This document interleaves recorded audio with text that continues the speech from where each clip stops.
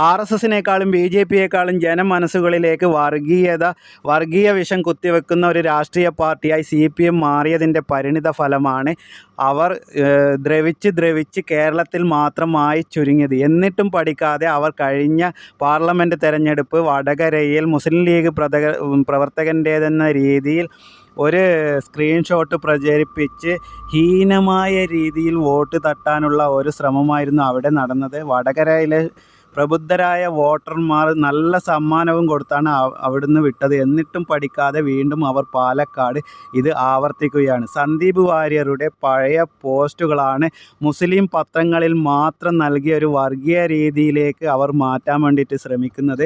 Sandeep Warrier C P എമ്മിലേക്ക് പോകുമെന്ന് തോന്നിച്ച സമയത്ത് നല്ല ക്രിസ്റ്റൽ ക്ലിയറുള്ള നേതാവാണെന്ന് പറഞ്ഞ അതേ നേതാക്കൾ തന്നെയാണ് ഇപ്പോൾ ഇതിൻ്റെ പിന്നിലും.